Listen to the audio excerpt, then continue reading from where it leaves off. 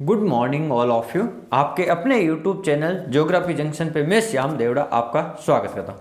आज अपन बात करेंगे भारत के प्रमुख बायोस्फीयर रिजर्व यानी सुरक्षित आरक्षित जैव मंडल, यानी भारत जो स्तर है इसके ऊपर कितने जैव मंडल को संरक्षित किया गया है या आरक्षित किया गया है। बायोस्फीयर रिजर्व का मतलब क्या है? इसका अर्थ है कि ऐसे स्थान जो जीव जंतुओं के लिए या प्राणी वर्ग के लिए एक निश्चित क्षेत्र जिनको चिन्हित किया गया कि यहाँ पर जो जीव जंतु रहेंगे उनके लिए किसी भी प्रकार का मानवीय हस्तक्षेप नहीं होगा। और वहाँ पे ऐसे भारत में कुल 18 जैव मंडल को शामिल किया गया और 18 जैव मंडल में उनमें जो कम से कम लगभग 12 जैव मंडल को यूनेस्को ने अपनी धरोहर सूची में शामिल किया गया है। कितने को? 18 में से 12 को। यानी ऐसा जो क्षेत्र या स्थान जहां पर जीव जंतु प्राणी वर्ग स्वतंत्र रूप से घूम सके, इसका साधारण वे में मतलब ये होता है कि एक ऐसा क्षेत्र जहां पे जीव जंतु प्राणी वर्ग एक स्वतंत्र रूप से अपना विचरण कर सकते हैं, जीवन यापन कर सकते हैं, शिकार कर सकते हैं और वो अपने एक निश्चित क्षेत्र में। ऐसे मंडल भारत में कुल 18 रखे गए हैं बायोस्फीयर रिजर्व। अब कौन कौन से हैं, उनकी क्या विशेषता है, कौन से राज्य में है, इनके बारे में अपन इस वीडियो में विस्तृत रूप से व्याख्या करेंगे। तो सबसे पहले आप हमारे वीडियो को पूरा जरूर देखें ताकि आपको 18 के 18 नाम आपको याद हो सके और कौन कौन से राज्यों हैं और उनकी जो सबसे प्रमुख विशेषता क्या है। तो देख, सबसे पहले अपन बात करते हैं भारत के प्रमुख बायोस्फीयर रिजर्व। इसका मतलब ये होता है असंरक्षित या आरक्षित जैव मंडल, यानी बायोस्फीयर रिजर्व का मतलब होता है संरक्षित या आरक्षित यानी जैव मंडल। और कितने हैं? टोटल 18 जैव मंडलों को शामिल किया गया है भारत में। तो सबसे पहले अपन बात करते हैं कि देखो, एक है आपका यहां पर इधर लिखा हुआ है शीत मरुस्थल बायोस्फीयर रिजर्व। तो यह है आपके हिमाचल प्रदेश में। शीत मरुस्थल बायोस्फीयर रिजर्व कहां पे है? हिमाचल प्रदेश में। और इसमें एक राष्ट्रीय उद्यान नेशनल पार्क बना हुआ है, राष्ट्रीय उद्यान है पिन वैली नेशनल पार्क। तो आपको पूछ सकते हैं शीत मरुस्थल बायोस्फीयर रिजर्व कहां पर है, तो आपको बताना हिमाचल प्रदेश में। इसकी क्या विशेषता है? ये हिमाचल प्रदेश में और यहां इसी के अंदर बायोस्फीयर रिजर्व में ही एक राष्ट्रीय नेशनल पार्क बना हुआ है, राष्ट्रीय उद्यान national park pin valley national park. तो आपको सीधा पूछ सकते हैं पिन वैली नेशनल पार्क कहां पे है या शीत मरुस्थल बायोस्फीयर रिजर्व कहां पे है, तो हिमाचल प्रदेश में। फिर दूसरा नंदा देवी बायोस्फीयर रिजर्व कहां पे है? उत्तराखंड में। नंदा देवी कहां पे? Uttarakhand biosphere reserve. और इसी में दो राष्ट्रीय उद्यान भी बने हुए, नेशनल पार्क बने हुए। एक तो नंदा देवी नाम से है, एक फूलों की घाटी। नंदा देवी और फूलों की घाटी जो राष्ट्रीय उद्यान है वो आपके नंदा देवी बायोस्फीयर रिजर्व में शामिल है। और कहां पे है? उत्तराखंड में। ये भी आपको ध्यान रखना। फिर देखो यहाँ पे दिया हुआ है सिक्किम राज्य का, जो मैप में सिक्किम राज्य दिया हुआ, यहाँ पे है कंचनजंगा बायोस्फीयर रिजर्व और इसे यूनेस्को ने मिश्रित हेरिटेज सूची में शामिल किया गया है। यानी सांस्कृतिक, आर्थिक और राजनीतिक रूप से जो हेरिटेज सूची है उनमें इन्हें मिश्रित हेरिटेज सूची या मिश्रित सांस्कृतिक सूची के रूप में इसको शामिल किया गया। तो एकमात्र ऐसा जैव मंडल या बायोस्फीयर रिजर्व जो मिश्रित श्रेणी में आता है, तो इसको वेरी वेरी इंपॉर्टेंट रूप से आपको याद रखना है, वेरी वेरी। फिर एक दिया हुआ है यहाँ पे दिबांग दिहांग या दिहांग दिबांग, जो बायोस्फीयर रिजर्व है वो आपका है अरुणाचल प्रदेश में। कहाँ है? दिबांग और दिहांग, यानी इस नाम की जो ब्रह्मपुत्र की नदियाँ, ब्रह्मपुत्र की सहायक नदियाँ भी हैं और ये इस नाम से एक बायोस्फीयर रिजर्व भी है। कहाँ पे है? अरुणाचल प्रदेश में। अगला यहाँ पे दिया हुआ है असम। असम राज्य में देखो दो बायोस्फीयर रिजर्व है, एक तो मानस बायोस्फीयर रिजर्व है, एक डिब्रू सिकोवा। दो मानस और डिब्रू सिकोवा दोनों जो बायोस्फीयर रिजर्व है, जैव मंडल है, वो कहाँ पे है? आपके असम में है। एक ये दिया देखो मेघालय वाला क्षेत्र है, तो मेघालय में है नोकरेक बायोस्फीयर रिजर्व। कहाँ? मेघालय में। नोकरेक बायोस्फीयर रिजर्व कहाँ है? मेघालय में। और मेघालय में भारत की सबसे ज्यादा जो बारिश वाला स्थान भी है आपका मासिन ग्राम, तो ये भी आपको ध्यान रखना है। देखो यहाँ एक दिया हुआ, देखो ये पश्चिम बंगाल वाला क्षेत्र है, यहाँ पे सुंदरवन जो बायोस्फीयर रिजर्व है वो है यहाँ पे पश्चिम बंगाल में, सुंदरवन बायोस्फीयर रिजर्व। और सुंदरवन बायोस्फीयर रिजर्व यहाँ पश्चिम बंगाल में मैंग्रोव वनस्पति भी सबसे ज्यादा यही होती है, और सुंदरी नाम की वृक्ष की अधिकता के कारण इसका नाम भी सुंदरवन डेल्टा या अपन कह सकते हैं सुंदरवन बायोस्फीयर रिजर्व पड़ा है। फिर अपन बात करते हैं यहाँ उड़ीसा में एक स्थान दिया हुआ सिंपलीपाल।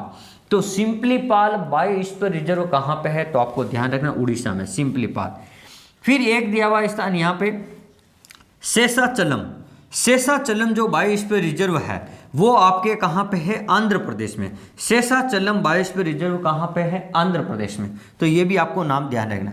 अब देखो यहाँ पे ये जो आपको अंडमान निकोबार द्वीप समूह दिख रहे हैं, ये जैसे यहाँ पे पॉइंट किया हुआ है, तो यहाँ जो निकोबार द्वीप समूह वहाँ पे एक ग्रेट निकोबार नाम से बायोस्फीयर रिजर्व है। क्या नाम है, ग्रेट निकोबार नाम से बायोस्फीयर रिजर्व है।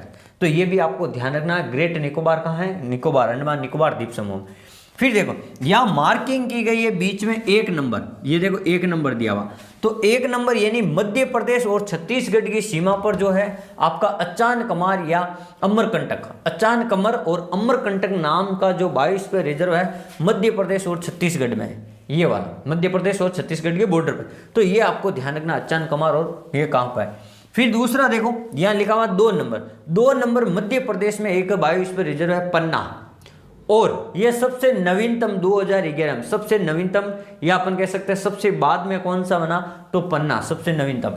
फिर ये देखो 3 नंबर स्थान दिया हुआ पंचमढ़ी जो बायोस्फीयर रिजर्व है ये भी मुख्य रूप से कहाँ है, एमपी में है। तो पन्ना और पंचमढ़ी दोनों कहाँ पे है, एमपी में है। और ध्यान रखना पंचमढ़ी जो एक हिल स्टेशन भी है, तो ये आपको ध्यान रखना। पंचमढ़ी जो हिल स्टेशन है सतपुड़ा वाले पर्वत श्रृंखला है वहां पे है। और उसी में आपको एक ये ध्यान रखना, पंचमढ़ी जो बायोस्फीयर रिजर्व है वहां पे सागौन वनस्पति यानी सागौन के वन सर्वाधिक मात्रा में पाए जाते हैं, सागौन वन। तो सागौन वन के लिए पंचमढ़ी प्रसिद्ध है। देखो यहाँ पे दिया हुआ है कच्छ की खाड़ी या कच्छ के रण में, ये कच्छ के रण में एक दिया हुआ है कच्छ रण नाम से ही है गुजरात में। और कच्छ के रण का जो बायोस्फीयर रिजर्व है वो भारत का सबसे बड़ा बायोस्फीयर रिजर्व या जैव मंडल कहलाता है, सबसे बड़ा कच्छ वाला। फिर देखो यहाँ एक स्थान दिया हुआ है ये वाला नीलगिरी, और नीलगिरी जो है नीलगिरी ये सबसे पहला बायोस्फीयर रिजर्व पूछा जाए तो आपको ध्यान रखना नीलगिरी सबसे पहला बायोस्फीयर रिजर्व या जैव मंडल कौन सा, नीलगिरी। और नीलगिरी की पहाड़ियों में केरल, तमिलनाडु और कर्नाटक के बॉर्डर पे बना हुआ 1986 में बना। फिर बात करते हैं यहाँ केरल में एक दिया हुआ अगस्ता मलाई जो है ये केरल और कुछ जो क्षेत्र है इसके जो तमिलनाडु वाले क्षेत्र में है, तो ये ध्यान रखना अगस्ता मलाई केरल में अधिकांश भाग। एक दिया हुआ देखो ये भारत और श्रीलंका के मध्य, तो भारत और श्रीलंका के मध्य यहाँ पे मन्नार की खाड़ी में दिया हुआ है, वहाँ पे मन्नार नाम का राष्ट्रीय उद्यान है, मन्नार नाम से बायोस्फीयर रिजर्व है। कौन सा, मन्नार नाम से ही एक बायोस्फीयर रिजर्व है, जैव मंडल है। और ये एकमात्र सागरीय बायोस्फीयर रिजर्व है, यानी सागर के अंदर, यानी ये देखो ये सागर है मन्नार की खाड़ी पाक जल डमरू मध्य रेखा वाला, तो एकमात्र सागरीय यहाँ पर समुद्री जीव पाए जाते हैं, समुद्री गाय जो नाम से पाई जाती है, बायोस्फीयर रिजर्व है। तो देखो 4 तो ऐसे याद रखने बायोस्फीयर रिजर्व। पहला बायोस्फीयर रिजर्व कौन सा है, तो नीलगिरी। और सबसे बड़ा बायोस्फीयर रिजर्व कौन सा है, सबसे बड़ा तो कच्छ का रण। और सबसे पुराना कौन सा है, तो आपको ध्यान रखना पन्ना। सबसे नवीनतम कौन सा है, तो पन्ना। और एकमात्र सागरीय जो बायोस्फीयर रिजर्व है तो याद रखना मन्नार की खाड़ी। तो 4 तो विशेष तौर से ये प्रश्न ध्यान रखने। और भारत में कुल कितने बायोस्फीयर रिजर्व हैं, तो ध्यान रखना है आपके 18 बायोस्फीयर रिजर्व है। अब अपन एक और चीज, अब यहाँ पे ध्यान रखना, एक और चीज मैं आपको बताता हूँ कि ये जो बायोस्फीयर रिजर्व इनको यूनेस्को की धरोहर सूची में लगभग 18 में से 12 को यूनेस्को सूची में शामिल किया गया है। देखो यूनेस्को ने लगभग 18 में से 12 राष्ट्रीय उद्यान को अपनी सूची, हेरिटेज सूची में शामिल किया गया। देखो कौन कौन से हैं, एक देखो यहाँ मैंने अंडरलाइन कर रखा है, एक है अचानकमार, एक फिर है एक पन्ना, फिर है पंचमढ़ी, फिर है कच्छ का रण, और है नीलगिरी और अगस्ता मलाई और मन्नार। तो ये 6 तो ये इधर वाले हो गए, 6 7 हो गए, 7 और 8वां हो गया आपके इधर वाला नंदा देवी, 8वां हो गए नंदा देवी, और 9वां हो गए आपके कंचनजंगा, और एक हो गए आपके ग्रेट निकोबार 10वां, और 11वां हो गए आपके दिबांग दिबांग, ये कंचनजंगा वाला। तो टोटल मिला के ये जो 12 हैं, ये 12 1 2 3 4 ये जो 12 हैं, ये 12 यूनेस्को की धरोहर सूची में शामिल किए गए हैं। अब देखो, एक मैंने आपको बताया कि बायोस्फीयर रिजर्व, इसको मुख्य रूप से अपन 3 भागों में ऐसे पढ़ सकते हैं, या इस क्षेत्र को 3 भागों में इसको क्या किया गया है, इन क्षेत्र को चिन्हित किया गया है। जैसे ये देखो, इधर मैं आपको बता देता हूँ, ये वाला जो क्षेत्र है, मान लो ये यहाँ पे मान लो बायोस्फीयर रिजर्व चिन्हित किया गया, तो यहाँ पे ये 1 नंबर वाला क्षेत्र है, और ये 2 नंबर वाला क्षेत्र है, और ये आपके 3 नंबर वाला क्षेत्र है।